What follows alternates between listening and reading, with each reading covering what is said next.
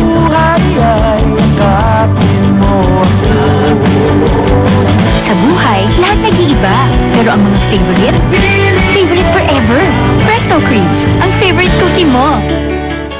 Busog ka sa balita at ginit na hatid ng unang hirit at Presto Creams. Sa unang hirit, mission totoo ang unang hirit. Ang saya-saya sa unang hirit.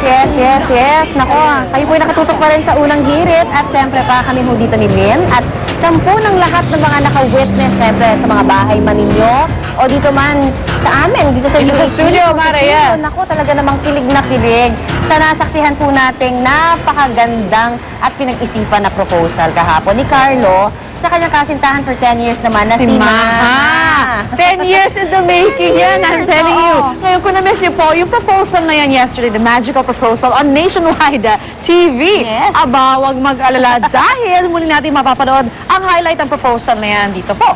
Watch this.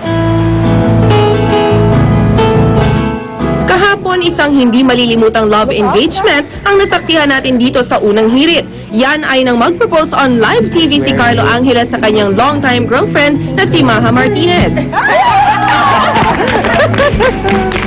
Kauna-unahan ito sa unang hirit kaya naman lahat ay kinilig. Nakakakilig kasi na-shock yung girl, wala siyang kaalam-alam, and then dumating yung guy na nakita mo sobrang sincere, tapos parang hindi mo alam kung naiiyak din yung guy. So parang minsan lang yung ma-witness mo yung ganong klaseng proposal na hindi sa'yo di ba? Natuwa ako, syempre. I was interviewing them. Na-notice ko yung girl na nervous siya more than anything. But she was very happy and so was the guy and we're very happy for them. Yung mga kasama ko lahat umiyak. You make dreams come true. That's true also. Dito lang yan sa unang hirit.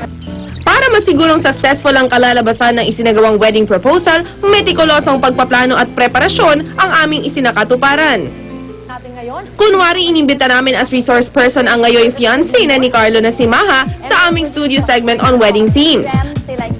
Si Carlo naman, ikinubli namin sa silhouette para hindi siya makilala ni Maha, pati rin ang mga kamag-anak at kaibigan nilang dalawa.